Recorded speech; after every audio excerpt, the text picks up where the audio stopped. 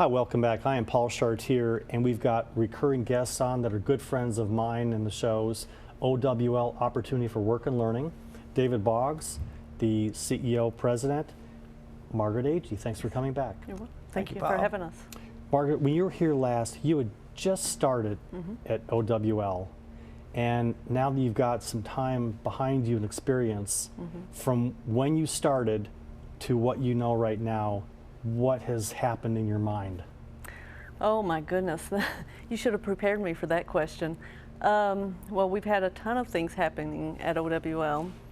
We started a nationally recognized certification program. It's in customer service, and that's for individuals who they need the job training, and Mr. Boggs has talked to you about, we do the manufacturing training, but a lot of individuals need some other type of training, and so that opened the door up for people who may need some more sedentary work.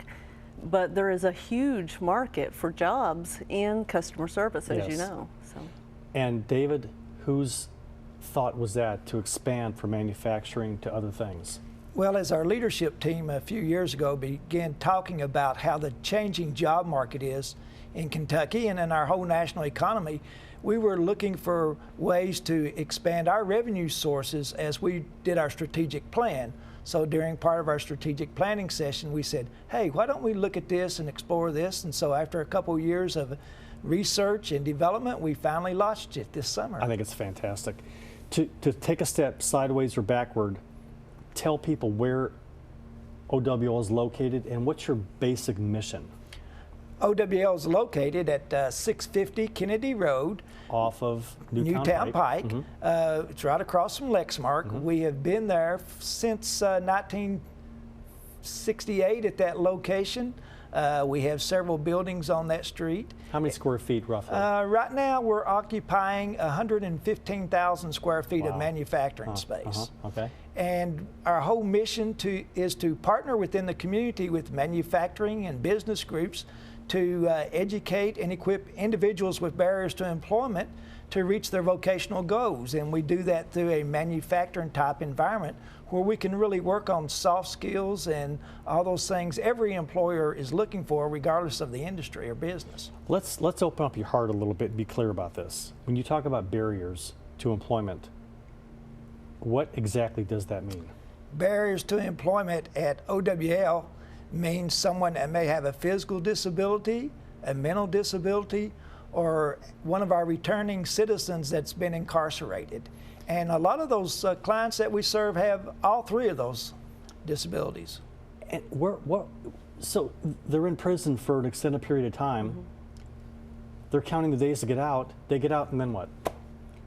Well, then what? Yeah. They come to you. They come to us. Sometimes they come directly to us through great agencies like Dismas House. We work very closely with them and help support their individuals to help them get back in the workforce. They could also come to us through the Office of Vocational Rehabilitation or the Office for the Blind for individuals who have vision impairment. We also work with the Office for Employment and Training, as well as the Bluegrass Ad and Community Action Council. So there's lots of different ways individuals can come to us. And thank goodness. So when they come to you, how long, what's the period of time that they're with you before you free them into society?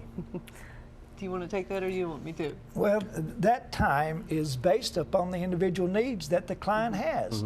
And Margaret failed to mention a lot of our clients that work for us actually just walked in off the street because they've heard about the services that OWL provides. And so, one client may need our basic work adjustment program and training program that can be 15 weeks. Some of them may need 18, and then some of them may need to be there a little longer. But as long as they're wanting to change their future, we'll work with them as best as possible.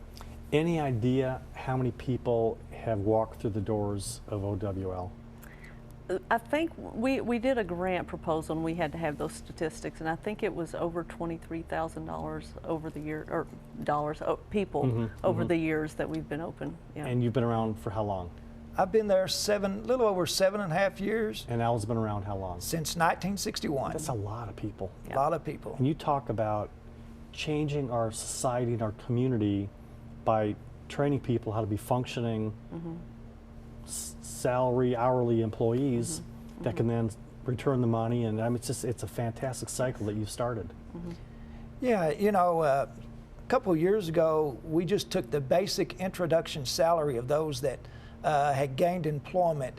And as we combined those salaries, it was nearly $1 million for the year of new wage earners, people that may have been doing nothing but getting full government support are now becoming wage earners and contributing back. Is the elderly woman still there? Yes. Talk about her. Yes, we have one client that has worked with us, and I tease her and say, you're really the vice president of the organization, but she's been there now 47 years, and she provides a job service for us that is unique. It has to be done by an individual, not a machine, and she is there every day. And when it snowed last week and was so cold and she couldn't get out of her driveway, she was frustrated. Isn't that something? Yes. It's amazing. Margaret, when you hired in at OWL, there was a job description. Maybe you researched the company a little bit. Oh, sure. I was familiar with them, yeah. You've been there how long now? 1 year. And what have you learned in that 1 year about OWL that you didn't know before? Well, you know that little line they put in as other duties as assigned? That's 99% of the job duties. And it's new every day. It's changing every day. It's evolving. We are progressing, you know, to keep up with the economy and keep up with times, and so that automatically creates an environment of change. That's what we do for individuals. We help them seek change in their lives, and we also, as an agency, are changing with them. So it's a tough job. The employment coordinators that work with these individuals, I can't sing their praises high enough. They are amazing at what they do, and you know, for someone who can't think out of the box, you might see someone and say, oh, how am I going to get them a job? And my employment coordinators, they look outside the box and they see the possibility, not the impossibilities. So it's amazing to watch. You are a nonprofit. Funds are not easy to come by. I know that you've got some great partners of who you do work for, and mention some of those if you would. Yeah, as a nonprofit, we're really unique because a lot of our nonprofits are helped subsidized through different agencies and through government sources. The unique thing about OWL is that we're totally self-funded by the partnerships that we have within our community. We do work for Snyder, Train, Webasto, and small companies and corporations from all over the world. We just launched a brand new automotive project from South Carolina. They're not giving you the work because you're a charity. No. Oh no, absolutely not. No, they certainly appreciate the mission that we have and are glad to help us in that perspective. But these big corporations and manufacturing groups treat us just like they do their other competitive groups, and they want price, quality, and on-time delivery. And if you can't do it the right way, they're going to go someplace else. They will take it somewhere else. And you keep doing it the right way. Yes. We keep doing it the right way, yes. So being a nonprofit, funds are not plentiful. What are some of the ways that you do raise money, specifically with the golf tournament, but other ways as well? Yes, we're fortunate that we have a separate 501c3 that is a foundation called the OWL Al Foundation. And we raise funds through that, but basically on a low-scale level, more unlike most organizations. But we do have an annual golf outing, and we would like to invite folks to participate in that. The date for this year will be July the 30th, and it will be at the UK Club. We had it out there last year, and it was marvelous. And we have lots of golfers at every level, so don't be intimidated to participate. And we would love for you to look on our website. Which is what? www.owlinc.net. That's alinc.net. And before too long, we will have the complete registration packet on that site. But we'd also like for you to just go on there now and check us out. Good. Do you allow volunteers at OWL? Yes, and we if do. so, what could people with any kind of talents or skills, what are you looking for in volunteers? Well, we use volunteers in a lot of different settings.